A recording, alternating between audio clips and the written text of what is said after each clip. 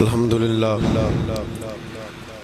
لله رب العالمين والعاقبة للمتقين والصلاة والسلام على أشرف الأنبياء والمرسلين وعلى آله وصحبه أجمعين أما بعد أعوذ بالله من الشيطان الرجيم بسم الله الرحمن الرحيم يا أيها الذين آمنوا اتقوا الله ولتنظر نفس ما قدمت لغد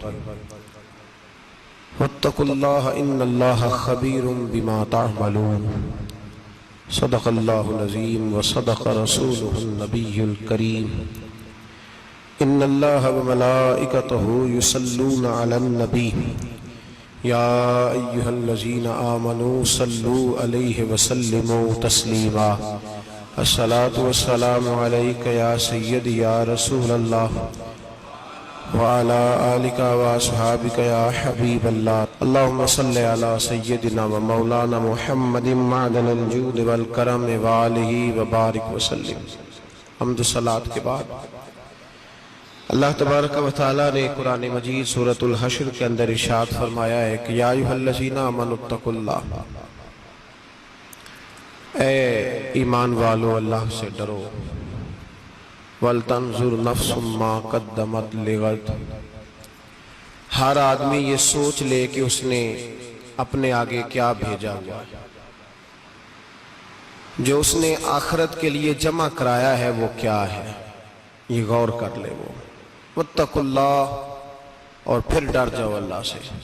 إِنَّ اللَّهَ خَبِيرٌ بِمَا تَعْمَلُونَ، فرمایا تم جتنے مرضی پردے ڈالتے پھرو، تمہارے رب کو تمہارے تمام کاموں کی خبر ہے، اسے پتہ ہے تم کیا کرتے، وہ جانتا ہے. عزیز دوستو، بزرگوں اور بھائیوں، قرآن مجید نے دو چیزوں پر بڑا زور دیا ہے. ایک اللہ کو ماننا، اور اللہ کو ماننے کا مطلب ہے نبی پاک کو بھی ماننا. اللہ کو ماننے کا مطلب ہے کتابوں کو بھی ماننا، قرآن پاک کو بھی ماننا. لیکن دو باتیں آپ کو زیادہ ملیں گی، ایک ایمان، اور اس کے بعد سب سے زیادہ زور ہے ایمان بالآخرت پر. آخرت کو مانو. وَمِنَ النَّاسِ مَن يَقُولُ آمَنَّا بِاللَّهِ وَبِالْيَوْمِ الْآخِرِ وَمَا هُمْ بِمُؤْمِنِينَ. اللہ فرماتا ہے کچھ لوگوں کا دعویٰ ہے کہ ہم اللہ اور آخرت پر ایمان رکھتے ہیں، حالانکہ وہ ایمان نہیں رکھتے، دعویٰ کرتے ہیں، نفاق کا مظاہرہ کرتے ہیں، منافقت کرتے ہیں. جو اللہ کو ماننے والا ہوتا ہے اس کا رنگ اور ہوتا ہے، جس کو پتہ ہوتا ہے قیامت کے دن اللہ کے حضور کھڑے ہونا ہے. اس کے اعمال یہ نہیں مانتے، کہتے ہیں ہم مانتے ہیں، پر مانتے، دعویٰ ہے کہ ہم مانتے ہیں آخرت کو بھی اور اللہ کو بھی، پر نہیں مانتے. قیامت قائم ہونا ضروری ہے. اگر وقوع قیامت نہ ہو تو ظالم کی تو موجیں لگ گئیں، جابر تو موج کرے گا، فاسق اور فاجر تو کہیں گے دنیا میں بھی ہم اپنے اقتدار کے زور پر جیتے رہے، آج بھی ہمیں پوچھنے والا کوئی نہیں. عقلاً نقلاً قیامت کا قائم ہونا ضروری ہے. قیامت قائم ہوگی تو مظلوم کو اس کے ظلم پر داد رسی کی جائے گی اور ظالم کو سزا ملے گی. ایک آدمی ساری زندگی دنیا کے اندر لوٹ مار کرتا رہا، دھوکہ فریب فراڈ کرتا رہا، اس کی راتیں شراب و کباب میں گزر گئیں، وہ مرے اور بات ختم ہو گئی، ٹھیک ہے موج کر کے چلا گیا. ایک آدمی ساری زندگی اس نے اللہ تبارک و تعالیٰ کی رضا کے لیے اپنی نظر کی حفاظت کی، زبان کی حفاظت کی، یہاں تک کہ دل کی بھی حفاظت کی، وہ بھی مرے تو معاملہ ختم ہو گیا. اس طرح تو پھر سرکش کا کچھ بنے گا ہی نہیں. نظام زندگی ساری اس کی سوچ ختم ہو کے رہ جائے گی اگر قیامت قائم نہیں ہوتی. قیامت کا قائم ہونا حق ہے، اس لیے قرآن مجید نے ایک جگہ پہ نہیں 20 جگہ پہ یہ بیان فرمایا ہے کہ قیامت ضرور قائم ہوگی. قیامت، اور وہ قائم ہو کر اپنے سارے لوازمات سمیت قائم ہوگی. میرے نبی پاک صلی اللہ علیہ وسلم نے فرمایا مظلوم کو حق ملے گا، ظالم کو سزا ملے گی. جابر اس دن اللہ کی بارگاہ میں رسوا کیے جائیں گے، جن پر جبر کرتے رہے انہیں اللہ کے حضور سے عطا کیا جائے گا۔ قیامت کا وقوع ہونا ضروری ہے، اور قیامت تو جب قائم ہوگی تب ہوگی، دنیا میں بھی ایسا ہوتا ہے۔ ظلم کا انجام ٹھیک نہیں ہوتا، جبر کا انجام، جھوٹ کی زندگی لمبی نہیں ہوتی، دھوکے، فریب، فراڈ، ملمہ سازی، ان چیزوں کی عمریں اللہ نے تھوڑی رکھی ہیں۔ وقتی طور پر ظالم کو، دھوکے باز کو، جابر کو جو مہلت ملتی ہے وہ سمجھتا ہے میری سیاست کام کر رہی ہے، وہ سمجھتا ہے میں بڑا دانا ہوں، بڑا چالاک ہوں، دیکھ لو اتنے ظلم کے، جبر کے، دھوکے کے باوجود بنا ہوا ہوں۔ حالانکہ اللہ کی طرف سے اسے مہلت ملتی ہے، اور بڑا ہی مہربان ہے، مہلت اس طرح دیتا ہے کہ میرے نبی پاک علیہ السلام نے فرمایا جب میرا مسلمان نیکی کرتا ہے تو اللہ فرشتوں سے فرماتا ہے 70 گنا بڑھا کے لکھ لو اس کی نیکی، 70 گنا۔ اور جب گناہ کرتا ہے تو اللہ فرماتا ہے ٹھہر جاؤ ابھی لکھنا نہ، اسے ٹائم دو۔ یا اللہ کتنا؟ فرمایا 24 گھنٹے تو دو، ہو سکتا ہے توبہ کر لے، یہ اس کی مہربانی ہے۔ اب وہ جو اللہ نے مہلت دی ہے نا کہ شاید توبہ کر لے، لوگ سمجھتے ہیں میری چالاکی کی وجہ سے نظام سیٹ چل رہا ہے، میں بڑا تیز ہوں، 2 4 5 باتیں بولتا ہوں سب صحیح ہو جاتا ہے۔ لوگ اس کو اپنی دانائی سمجھ لیتے ہیں، حالانکہ وہ اللہ کی طرف سے۔ فرعون نے کئی 100 سال حکومت کی، اور اس طرح اس نے ظلم کیے کہ لاکھوں اور ہزاروں بچے قتل ہی کرا دیے، 12,000 عورتوں کے پیٹ میں حمل تھا اس نے ضائع کرا دیا۔ جب حضرت موسیٰ علیہ السلام اپنی قوم کو لے کے نکلے، رستے میں دریا آ گیا، فرعون پیچھے لگا ہوا تھا، وَإِذْ فَرَقْنَا بِكُمُ الْبَحْرَ فَأَنْجَيْنَاكُمْ، اللہ فرماتے ہیں تمہارے لیے میں نے دریا کو پھاڑا اور تمہیں نجات دے دی، وَأَغْرَقْنَا آلَ فِرْعَوْنَ، اور فرعون کو غرق کر دیا، وَأَنْتُمْ تَنْظُرُونَ، تم کھڑے دیکھ رہے تھے۔ اب جب حضرت موسیٰ دریا کے کنارے پہنچے تو فرعون بھی پیچھے آیا۔ فرعون لوگوں سے کہا کرتا تھا کہ میں کہتا ہوں تو دریا چلتا ہے، میں کہتا ہوں تو ہوائیں آتی ہیں، میرے حکم کے پابند ہیں سارے۔ جاگ رہے ہیں نا آپ حضرات، غور فرمائیے گا بات پر۔ دعویٰ تھا اس کا کہ میں کہتا ہوں تو نظام زندگی چلتا ہے۔ اب جب دریا کے کنارے پہنچی حضرت موسیٰ علیہ السلام تو اللہ نے حکم دیا کہ آپ عصا ماریں۔ جناب موسیٰ نے عصا مارا، 12 رستے بن گئے۔ اب حضرت موسیٰ کی قوم گزر رہی تھی تو فرعون سے پوچھنے لگے کہ تو کہتا تھا میرے حکم سے چلتا ہے، تو وہ تو حضرت موسیٰ نے ڈنڈا مارا ہے تو رستہ بن گیا ہے۔ باز نہیں آتا انسان باز بہانے بڑے ہیں اس کے پاس، بڑی دلیلیں ہیں، جھوٹ سچ بول کے اپنے آپ کو مطمئن کرتا ہے، آخر دم تک تبدیل ہونے کو تیار نہیں ہوتا، دلیلیں گھڑتا رہتا ہے، بناتا رہتا ہے، شور کرتا ہے جان بوجھ کے۔ بھئی تو کہتا تھا میرے چلانے سے چلتا ہے، تو باز ابھی بھی نہیں آیا۔ کہنے لگا میں نے ہی حکم دیا ہے کہ ذرا پھٹ جا، مجھے یہ زندہ چاہیے۔ باز رسی جل گئی، بال کہنے لگا میں نے ہی کہا ہے دریا کو کہ یہ مجھے زندہ چاہیے، میرے بھاگے ہوئے ہیں تو اس لیے پھٹا ہے، تو آؤ میرے ساتھ دریا کراس کرے۔ تو پتا تو ان کو بھی تھا نا جتنا تو رب بنا ہوا ہے، پتا تو تھا، سارے جانتے تھے۔ کہنے لگے تو پہلے کراس کر، اگر تو بچ گیا تو ہم بھی پیچھے آتے ہیں۔ اب چاروں ناچار۔ ایک روایت تو یہ ہے کہ یہ جب خدائی کا دعویٰ کرتا تھا نا، تخت پہ بیٹھا ہوتا تھا، تو ایک دن حضرت جبریل آئے اس کے پاس انسانی شکل میں، تو کہنے لگے میں بڑی دور سے آیا ہوں تو ایک مسئلہ پوچھنا تھا۔ کہا پوچھو۔ کہنے لگے ایک غلام تھا کسی بادشاہ کا، تو بادشاہ نے اسے تھوڑی دیر کے لیے ایک علاقے کی سربراہی دے دی۔ کتنی دیر کے لیے ہمیں سربراہیاں ملتی ہیں؟ کیوں جی؟ تھوڑی دیر کے لیے ملتی ہے نا، تھوڑی دیر کے لیے سربراہی دے دی ایک غلام کو۔ ذرا بات کو سمجھیے، حضرت جبریل پوچھتے ہیں، کہتے ہیں سربراہی مل گئی، اب وہ مالک ہی بن کے بیٹھ گیا ہے، وہ بات ہی نہیں سنتا، اس کو تھوڑی دیر کے لیے بنایا تھا، وہ تو خدائی کا دعویٰ کرنے لگا ہے، آپ بتائیں اس کا انجام کیا ہونا چاہیے؟ یہ مسئلہ پوچھنے آیا ہوں۔ تو فرعون کہنے لگا اس کا انجام یہ ہے کہ اسے پانی میں غوطے دے دے کے مار دے۔ انجام کیا ہے؟ بولیے بولیے، کیا انجام ہے؟ کیا انجام ہے جی؟ پانی میں۔ اللہ اکبر، اپنی سزا تجویز کر رہا ہے۔ اس کی سزا کہ اسے پانی میں گوتے دے دے کے مارو ظالم کو. اسے تھوڑی دیر کے لیے بنایا تھا اور وہ چھائی گیا ہے, قبضہ ہی کر گیا ہے. حضرت جبریل کہنے لگے جی آپ لکھ کے دے دیں گے؟ کہنے لگا لاؤ لکھ دیتے ہیں. لکھوا لیا. جناب جبریل رکا لے کے تشریف لے گئے. اب جب فرعون دریا میں آیا نا تو اللہ نے حکم دیا مل جا. جب دریا ملا چیخنے لگا تو حضرت جبریل آئے, کہنے لگے تیرا ہی فتویٰ ہے, یہ تیری سزا ہی ہے نا. ہم بھی بڑی سزائیں تجویز کرتے ہیں.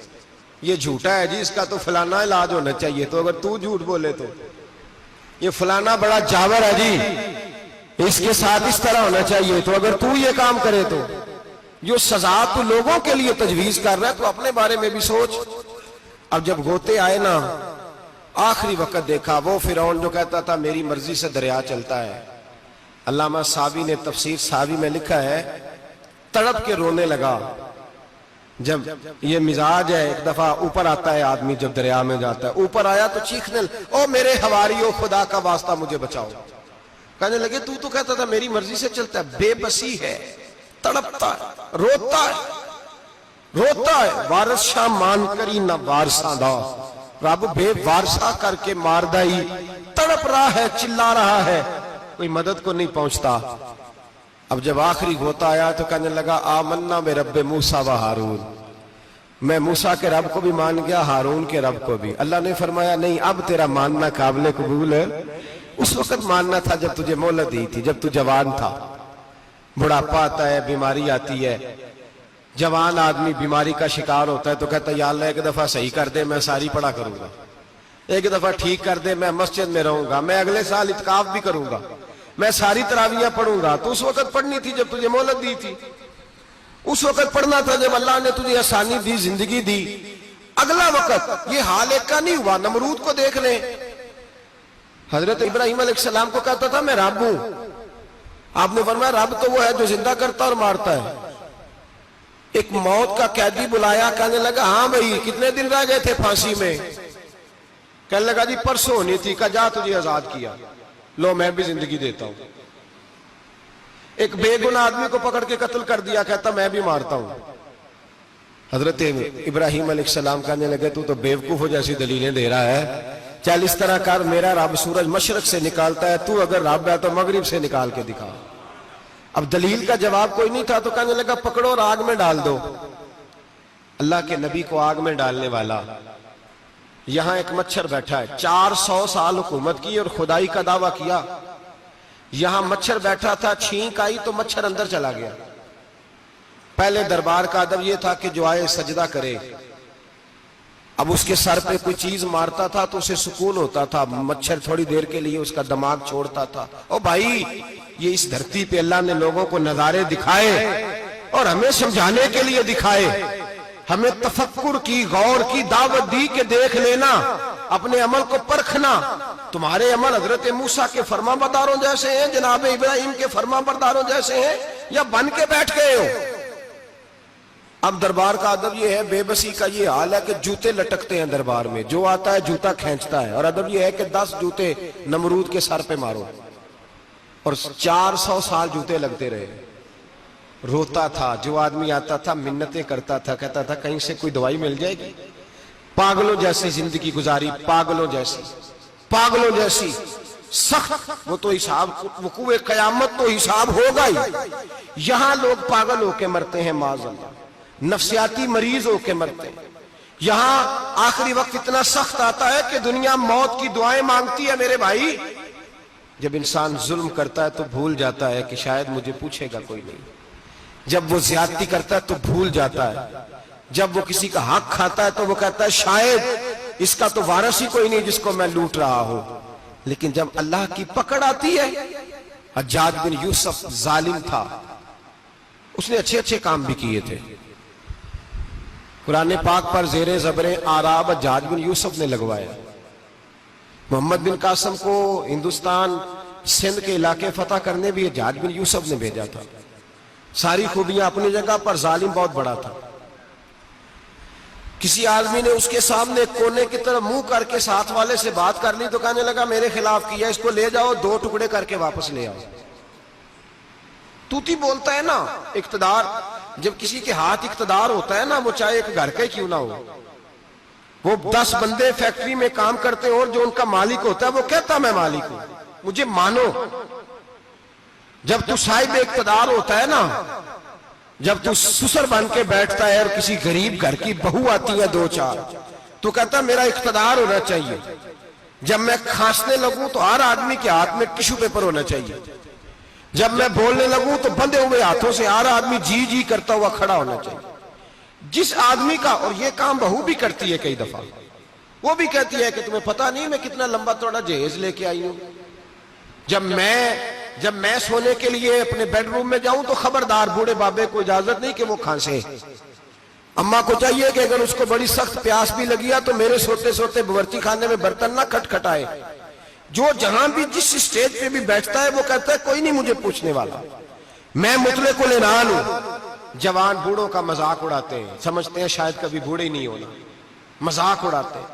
تندرست لوگ بیماروں کا مذاق اڑاتے ہیں، شاید کبھی بیمار نہیں ہونا۔ حجاج بن یوسف ظالم تھا، ظلم کرتا تھا، زیادتی کرتا تھا۔ حضرت سعید بن جبیر ایک تابعی بزرگ تھے، اتنے بڑے بزرگ تھے کہ ساری رات نماز پڑھتے تھے، سارا سال روزہ رکھتے تھے۔ ایک دن انہوں نے منبر پہ بیٹھ کے کہا کہ حجاج ظلم سے باز آ جائے ورنہ اللہ کی لاٹھی بڑی بے آواز ہے۔ اللہ کی لاٹھی، اس کا کیا مطلب ہوتا ہے؟ اس کا مطلب ہے جب رب کی لاٹھی چلتی ہے تو اس کی آواز، جی اس کا پہلے کوئی پیغام، وہ پہلے اعلان نہیں کرتا کہ تگڑے ہو جاؤ لاٹھی چلنے لگی ہے، لاٹھی چلتی ہے پر اس کی آواز، سمجھ آ رہی ہے میری بات کی؟ جمعۃ الوداع کے لیے تشریف لانے والے احباب خاص غور فرمائیے گا۔ حجاج بن یوسف کو پتا چلا کہ حضرت سعید بن جبیر نے میرے خلاف بات کی، بلا لیا، کہنے لگا تو نے میرے خلاف بات کی ہے؟ فرمانے لگے کی ہے۔ کہنے لگا تجھے پتا ہے میں قتل کر دوں گا؟ آپ فرمانے لگے نہ تو زندگی کا مالک ہے نہ موت کا مالک ہے، تو کیسے قتل کر؟ کہنے لگا تجھے پتا ہے میرا؟ فرمایا میں نے تجھے نہیں، میں نے تو کئی شداد، کئی حماد، کئی قارون، کئی فرعون، کئی نمرود دیکھے، کئیوں کی داستانیں سنی، تو کون ہے؟ تو چھوٹا سا ہے۔ ایک جملہ ہے ملا جلال الدین رومی کا، بڑے درویش تھے، ایک بات کہہ گئے، کہنے لگے نمرود جتنے پیسے نہیں، فرعون جتنی حکومت نہیں، قارون جتنی دولت نہیں، ورنہ فرمانے لگے میرے زمانے میں بھی کئی لوگوں کا خدا بننے کو دل کرتا ہے، کئی لوگوں کا دل کرتا ہے، لیکن نمرود جتنے پیسے، فرعون جتنی طاقت اور قارون جتنی دولت نہیں، ورنہ ہو سکتا ہے لوگ دعویٰ کر جائیں معاذ اللہ ثم معاذ اللہ۔ یہ آج سے کئی 100 سال پہلے وہ کہہ رہے ہیں، آج تو حالات بڑے ابتر ہیں، اس کی نسبت خطرناک۔ فرمانے لگے حضرت سعید بن جبیر تو زندگی موت کا مالک نہیں۔ کہنے لگا پکڑو، قتل کرو اسے، لے جاؤ۔ جب پکڑ کر کھینچ کر لے جا رہے تھے نا تو حضرت سعید بن جبیر مسکرانے لگے۔ اب ظالم کے سامنے مسکرائے تو اس کو بڑا غصہ آیا، یہ میرا مذاق اڑاتا ہے؟ بلا لیا، ادھر آؤ، کیوں مسکرا رہے ہو، کیا ہوا؟ تو حضرت سعید بن جبیر کہنے لگے میں مسکرا رہا ہوں تیری بیوقوفی پر اور اپنے اللہ کی دی ہوئی ڈھیل پر۔ میں مسکرا رہا ہوں کہ یا اللہ کیا بات ہے، کیا تیرا شان ہے، کیسے لوگوں کو ڈھیل دی ہوئی ہے۔ میں مسکرا رہا ہوں تیری بیوقوفی پر کہ تو سمجھتا ہے شاید مجھے پوچھنے والا کوئی نہیں۔ کہنے لگا اس کو باہر نہ لے جاؤ، میرے سامنے قتل کرو۔ ٹھیک ہے جی، قتل کرنے لگے تو حضرت سعید بن جبیر نے منہ کعبے کی جانب کر لیا، انی وجہت وجہی للذی فطر السماوات والارض حنیفا وما انا من المشرکین۔ جب آپ نے یہ آیتیں پڑھی نا کہ میں نے منہ کر لیا ہے اپنے رب کی جانب، کرو مجھے قتل، کہنے لگا نہیں نہیں، اس کا منہ پھیرو، کعبے کی طرف ہو کے قتل نہ ہو، ہے ظالم پر پاگل ہو گیا ہے۔ حضرت سعید بن جبیر کے حوصلے نے شکست دے دی، ناکام ہو گیا، مخبوط الحواس ہو، کہنے لگا اس کا منہ پھیر دو۔ جب کعبے سے پھیرا تو آپ فرمانے لگے للہ المشرق والمغرب فإنما تولى فثم وجه اللہ۔ اللہ فرماتا ہے تو مشرق اور مغرب سارا ہی اللہ کا ہے، جدھر بھی منہ کرو گے ادھر اللہ ہی اللہ ہے، جدھر بھی منہ کرو گے ادھر اللہ ہی اللہ ہے، چاروں جانب۔ پھیر دے جدھر منہ پھیرنا ہے، تو نے پھیر دیا منہ۔ حضرت سعید بن جبیر کے گلے پہ خنجر رکھا تو آپ نے ہاتھ اٹھائے، کہنے لگے اے اللہ میرے بعد اسے کسی اور پر مسلط نہ کرنا، میرے بعد کسی اور پر مسلط نہ، بس میں آخری ہوں۔ جب آپ ذبح ہوئے تو اتنا خون نکلا کہ لوگ کہتے ہیں جتنا اونٹ کے وجود سے نکلتا ہے، تر ہو گیا سارا اس کا دربار۔ ایک سمجھدار آدمی کو بلا کے کہنے لگا اتنا خون میں نے بڑے بندے قتل کرائے ہیں پر اتنا خون نہیں نکلا۔ تو وہ کہنے لگے لوگ مر جاتے ہیں، مرتے وقت ڈر جاتے ہیں، سہم جاتے ہیں، خون سکڑ جاتا ہے، لگتا ہے یہ شخص جب دنیا سے گیا ہے تو ڈٹ کے گیا ہے، یہ ڈٹ کے گیا ہے دنیا سے۔ حجاج بن یوسف رات کو سویا تو تڑپ کے اٹھا، کیا ہوا؟ گھر والے کہنے لگے کیا ہوا؟ کہنے لگے سعید بن جبیر خواب میں آئے اور کہتے ہیں اٹھ مجھے بتا تو نے مجھے کیوں قتل کیا، بتا کیوں مارا؟ اگلی رات پھر سویا تو وہی خواب، پھر سویا تو وہی خواب۔ گناہ نفسیاتی مریض بنا دیتا ہے، ظلم تجھے مخبوط الحواس کر دیتا ہے۔ جب تو زیادتی کرتا ہے تو اللہ فرماتے ہیں کہ تو اللہ کو بھولتا ہے، اللہ تجھے اپنا آپ بھلا دیتا ہے، پھر تو بھول جاتا ہے، پھر تو سیدھے رستے پہ چلتا ہے پر بھٹک جاتا ہے، پھر تو صحیح رستوں کا تعین کر کے بھی گمراہ ہوتا ہے، پھر تو روز وہی گاڑی چلاتا ہے پر اب جب تو بریک لگاتا ہے تو نہیں لگتی۔ جب گناہوں کے ساتھ تو مخبوط الحواس ہوتا ہے تو روز وہ کاروبار کرتا ہے، لیکن جب تیرے گناہ تجھے گھیر لیتے ہیں پھر اسی کاروبار میں تو نقصان اٹھاتا ہے۔ حجاج بن یوسف تڑپتا ہے، روتا ہے، یہاں تک کہ بیمار ہو گیا، پیٹ میں درد ہوتی ہے، پتہ نہیں کیا ہوا، تکلیف ہوتی ہے، پتہ نہیں، سارے حکیم، طبیب، ڈاکٹر کوئی نہ سمجھ سکا کہ بیماری کیا ہے۔ جو بیماریاں خدائی ہوتی ہیں ان کا لوگوں کو پتا، جو آزمائشیں رب کی جانب سے ہوتی ہیں وہ ڈاکٹروں کے ہتھے نہیں چڑھتی، جو تکلیفیں اللہ دیتا ہے ان کا حکیم طبیب علاج نہیں کر پاتے، مشکل، اور شفا اسی وقت ہوتی ہے جب اللہ دینا چاہے، اور جب رب ہی دینا نہ چاہے تو بڑے بڑے ڈاکٹر کہتے ہیں کہ ہمارے بس کی بات نہیں رہی۔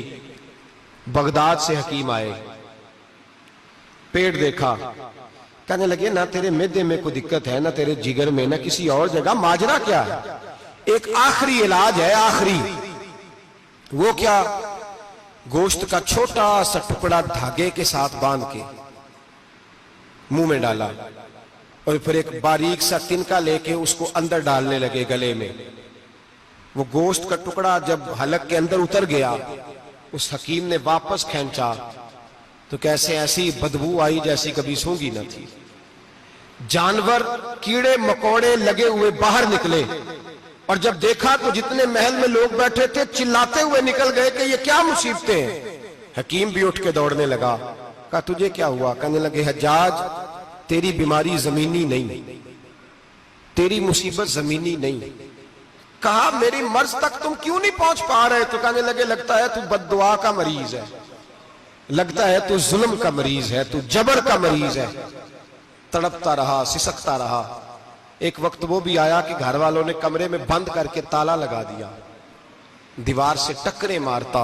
او بھائی، جو گناہوں کے بیمار ہوتے ہیں انہیں شفا نہیں ہوتی، جو ظلم، جبر، بربریت کے بیمار ہوتے ہیں انہیں سکون قلبی میسر نہیں آتا۔ دوائیاں ان بیماریوں کی بنی ہوئی ہیں جو بیماریاں زمینی ہیں، جو بیماریاں خوراک کی بد پرہیزی سے ہوتی ہیں، جو گناہوں کی بد پرہیزی سے ہوتی ہیں، ان کی بیماریاں، ان کی شفا توبہ ہے، ان کی شفا رجوع اللہ ہے، ان کی توبہ اللہ سے معافی مانگنے سے شفا ہوتی ہے۔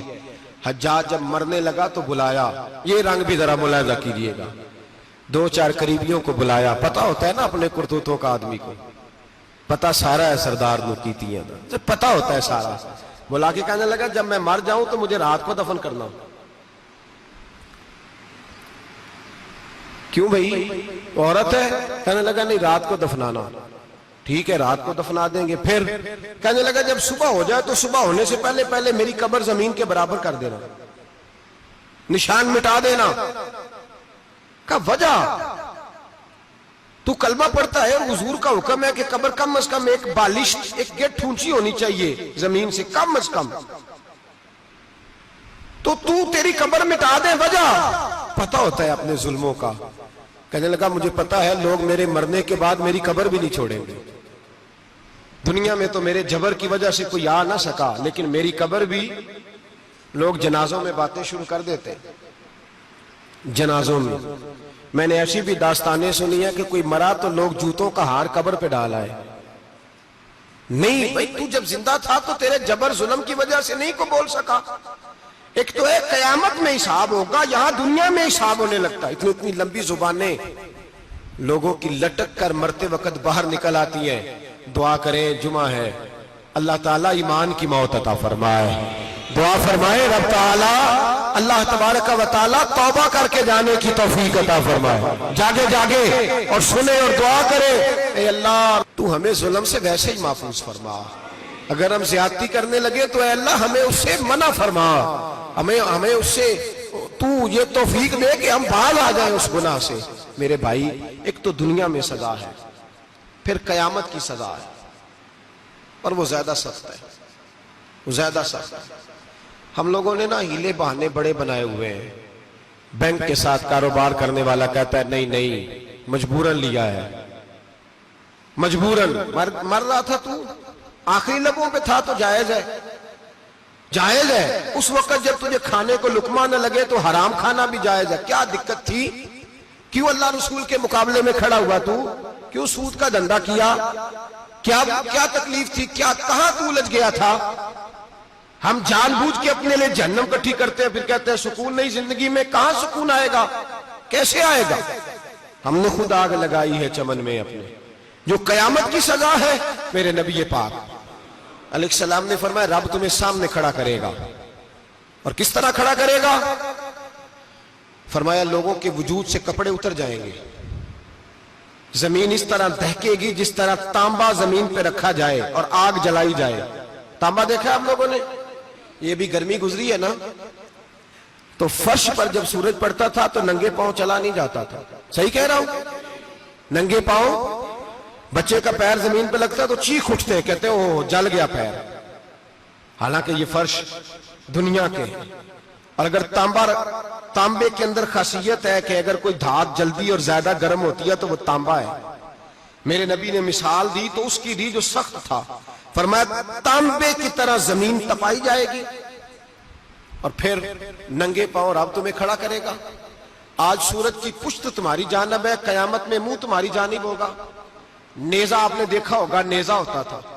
فرمایا یہ جو تم نیزے دیکھتے ہو صرف سوا نیزے کے برابر سورج قریب آ جائے گا، اور پھر اللہ تمہیں سامنے کھڑا کر کے تم سے سوال جواب کرے گا.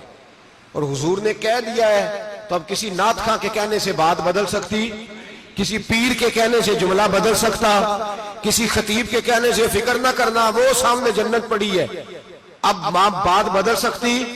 خدا کی رحمت پر بھروسہ رکھنا ضروری ہے، نبی پاک کی شفاعت کی امید رکھنا. بولیے. لیکن جو حضور نے بیان کیا ہے اس کو ماننا بھی یہ بھی ضروری ہے. میرے نبی پاک نے فرمایا اللہ تم سے حساب لے گا اور اللہ پوچھے گا، تم نے جواب دینا ہے. حضور کس کس شے کا؟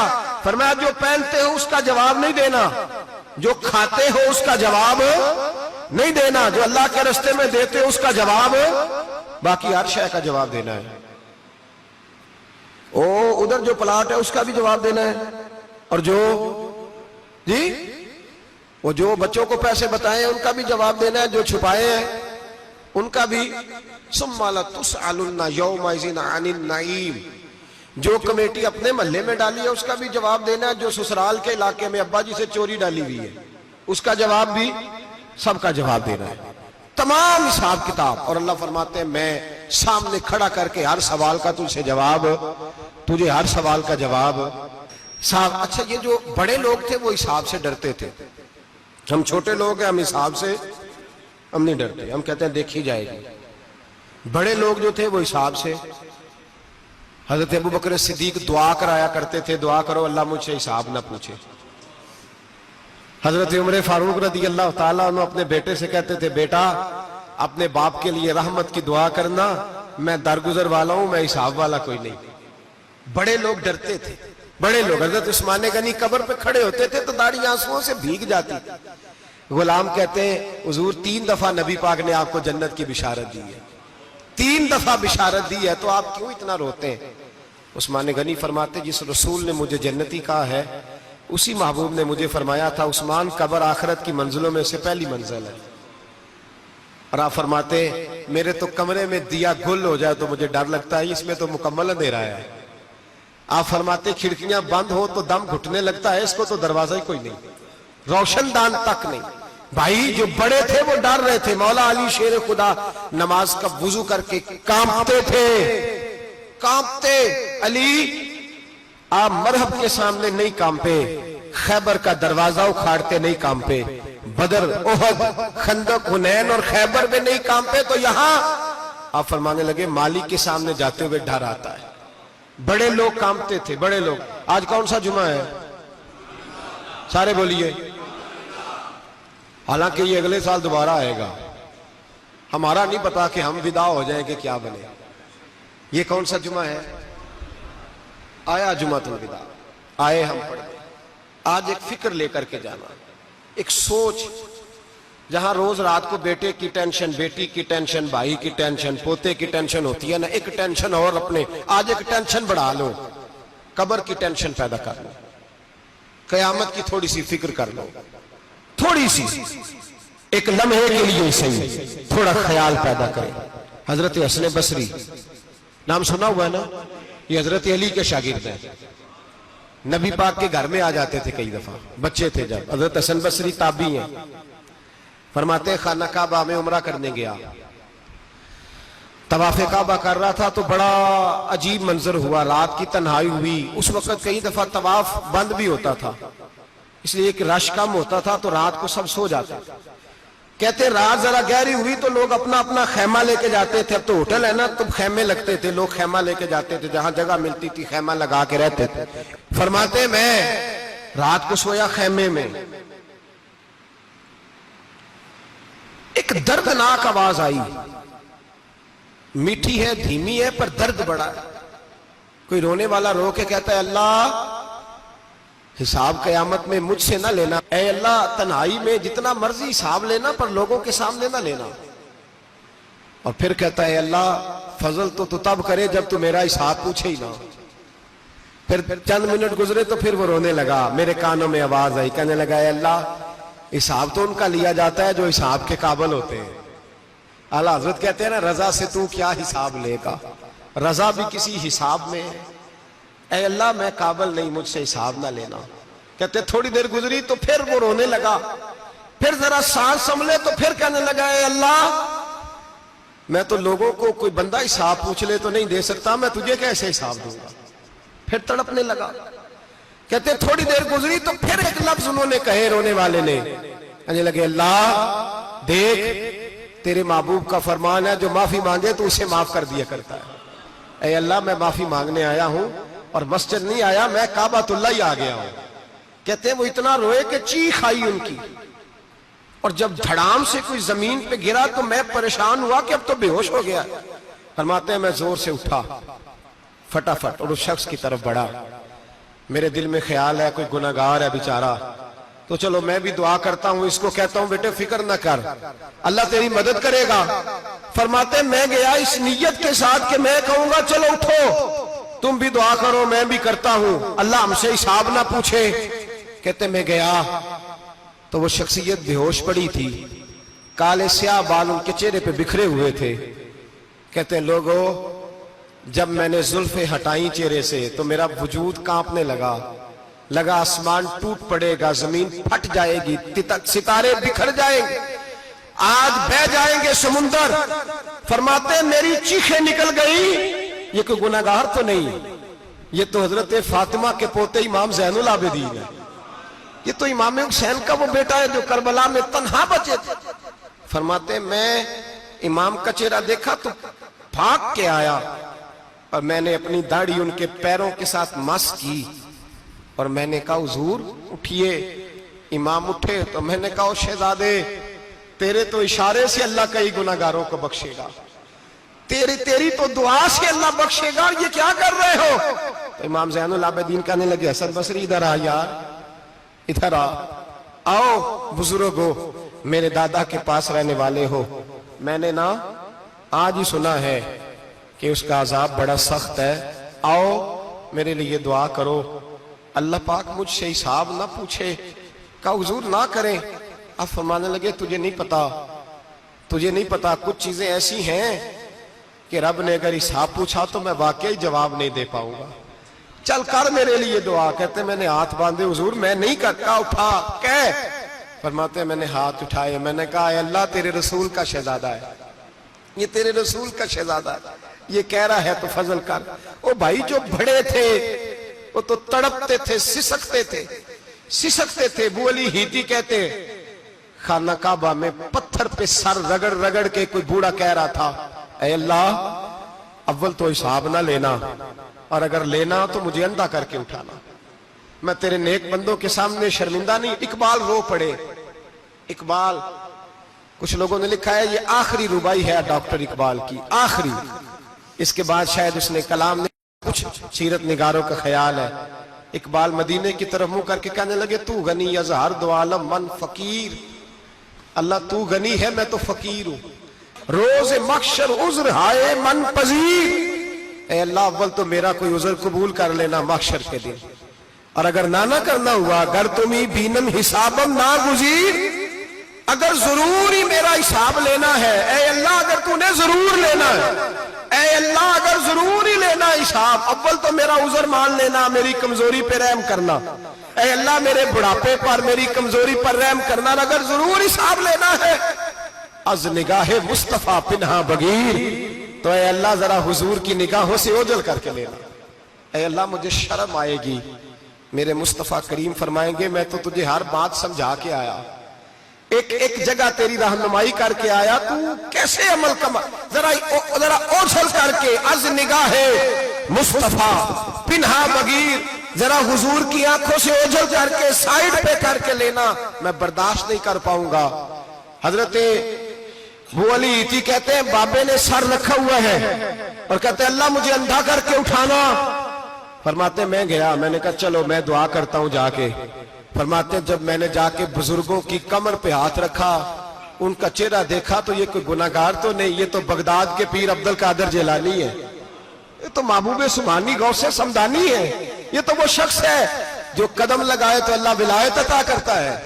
جو بڑے تھے وہ ڈر رہے تھے، معین الملت والدین، عطائے رسول، ہند الولی، غریب نواز حضرت خواجہ معین الدین اجمیری رحمت اللہ علیہ، خواجہ قطب الدین بختیار کاکی کو تنہائی میں بلا کے کہنے لگے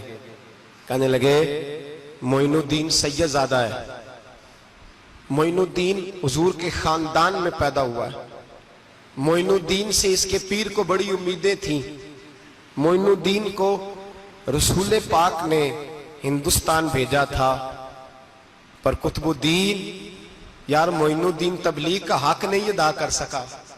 حضرت خواجہ قطب الدین کہنے لگے حضور 90 لاکھ تو مسلمان کر دیے، اور کیا حق تھا؟ فرمایا نہیں، جب تو تہجد کی نماز پڑھے نا بیٹا اپنے لیے دعا مانگنا تو خدا سے کہنا مولا میرے پیر کی کوتاہیاں معاف کر، وہ جس اعزاز کا تھا وہ کام نہیں کر سکتا، جو بڑے تھے ان کی تو باتیں بڑی تھی، یہ جو ہم چھوٹے آئے ہیں نا نئے، ٹکٹیں دیتے پھرتے ہیں، ٹکٹیں، بے نمازی جاہل ان پڑھ پیر ٹکٹیں بانٹتا ہے لوگوں کو، تو بھی بخشا ہے تو بھی بخشا ہے، وہ 90 لاکھ لوگوں کو رائے حق پر لگا کے بھی کہتے تھے نہیں حق تو یہ ہے کہ حق ادا نہ ہوا، حق تو یہ ہے کہ حق، کوئی شاہی پلے نہیں، ڈٹا ہوا کھڑا ہے مسلمان، ڈٹا ہوا، یہ حساب سنے۔ کسی نے حضرت ابو ہریرہ سے کہا کہ کوئی ایسی حدیث سناؤ جو آپ کو بھی بڑی محبوب ہو۔ حضرت ابو ہریرہ نے چیخ ماری، رونے لگے اور بے ہوش ہو گئے، پھر ہلایا، پانی پلایا، اٹھے، کہا حضور بات کی تھی حدیث سنائے، پھر رونے لگے۔ ہمیں تو نہیں نہ رونا آتا، ہمیں تو تب آتا ہے جب بیٹا بات نہ مانے، ہمیں تو تب آتا ہے جب کاروبار میں نقصان ہو جائے، ہمیں تو تب رونا آتا ہے جب ہمارا کوئی دوست ہمارے بارے میں غلط بات کر دے، بے عزتی دنیا کی ہو جائے۔ حضرت ابو ہریرہ 3 دفعہ ہوش آیا، 3 دفعہ روئے اور کہنے لگے عزیزو یہ وہ والی حدیث ہے کہ میں سوچتا بھی ہوں تو میں تڑپ اٹھتا ہوں۔ کہا کون سی حدیث؟ تو حضرت ابو ہریرہ کہنے لگے میں نے نبی پاک سے سنا ہے قیامت میں سب سے پہلے علماء کا حساب ہوگا، سب سے پہلے۔ علماء کا۔ رب کریم فرمائے گا تمہاری دین کے نام پر بڑی موجیں تھیں، تمہارے بڑے پوسٹر چھپتے تھے، لائنیں بنا کے لوگ تمہارے ہاتھ چومتے تھے، لوگ تمہاری گڑی کو بھی چومنا اپنے لیے سعادت سمجھتے تھے۔ بتاؤ میرے رسول کے نام پر کھانے والوں کیا کر کے آئے ہو؟ عمل بتاؤ، عمل۔ موج بڑی کی نا تم نے، بتاؤ عمل۔ علماء عالم عرض کرے گا اے اللہ میں جگہ جگہ تیرے رسول کے دین کی بات کرتا تھا، میں قرآن کے درس دیتا تھا، میں راتیں بیدار رہ کے تیاریاں کرتا تھا، میں جو بن سکا کیا۔ رب فرمائے گا نہیں، تو نے تو اس لیے کیا تھا کہ لوگ تجھے پیر صاحب کہیں، مولانا صاحب کہیں، تیرے نعرے لگائیں، تو لگے نہیں پھر تیرے نعرے؟ پھر لوگوں نے لمبے لمبے القابات پکارے نہیں تیرے؟ حضور سید عالم علیہ السلام فرماتے ہیں پہلا حساب اس کا لے گا جو عالم کہلاتا تھا۔ رب پوچھے گا تجھے طاقت دی، ہمت دی، بولنے کی صلاحیت دی، اپنے فضل سے دی، بتا کیا کما کے آیا ہے۔ حضرت ابو ہریرہ روتے ہیں، کہتے ہیں میں بھی تو حدیثیں سناتا ہوں، میں بھی تو عالم ہوں، میرے پیچھے بھی تو لوگ بھاگتے ہیں۔ لوگوں بتاؤ اگر اللہ نے ابو ہریرہ سے پوچھا تو کیا جواب دے گا؟ اللہ فرمائے گا علماء کے لیے بخاری مسلم ہے، انہیں اٹھاؤ اور جہنم میں ڈال دو۔ امام غزالی فرماتے ہیں اگر کسی عالم کو سزا ملی تو سب سے سخت عالم کو ملے گی۔ دعا فرمائے اللہ میرے جیسے لوگوں کو ہدایت کا رستہ عطا فرمائے، اور جو کہتے ہیں سمجھتے ہیں اللہ اس پر عمل کی توفیق عطا فرمائے۔ فرمایا حضرت ابو ہریرہ نے دوسرے نمبر پر سخی اللہ کی بارگاہ میں کھڑا کیا جائے، مالدار۔ رب فرمائے گا بول، کچھ ایسے بھی تھے جن کے پاس شام کی روٹی نہیں تھی، تجھے میں نے تیری تجوری بھر کے تجھے دولت عطا کی، تجھے وراثت میں نے مربے دیے، جائیدادیں دی، بتا۔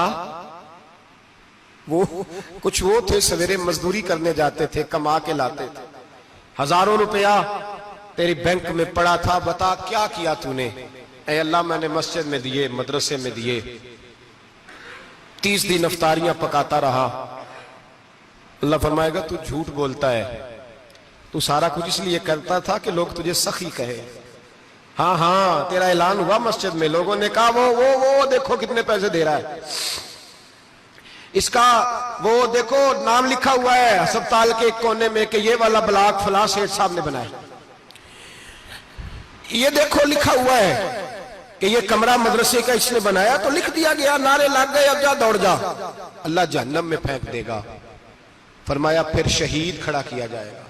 ہاں بھئی تجھے طاقت دی، ہمت دی، بتا کہاں خرچ کی، کہاں؟ اے اللہ شہید ہی ہو گیا۔ فرمایا وہ تو اس لیے ہوا تھا کہ لوگ تجھے شہید کہیں، بہادر کہیں، تیرے نام پہ روڈ کا نام رکھا جائے، تمغہ حسن کارکردگی ملے، سو مل گیا۔ میرے لیے بتا کیا کر کے آیا ہے، میرے لیے، اسے اٹھاؤ اور جہنم میں پھینک دو۔ بھائیو عذاب کڑا ہے، عذاب سخت ہے، حساب سخت ہے، اور جو حساب لینے والا ہے اس کو، میں نا تراویح ہو رہی تھی تو قاری صاحب نے ایک سورہ یاسین شروع کی، وَامْتَازُوا الْيَوْمَ أَيُّهَا الْمُجْرِمُونَ۔ اللہ فرماتا ہے قیامت میں کہوں گا مجرم جو ہے نا وہ صفوں سے باہر آ جائے، صفوں سے باہر آ جائے۔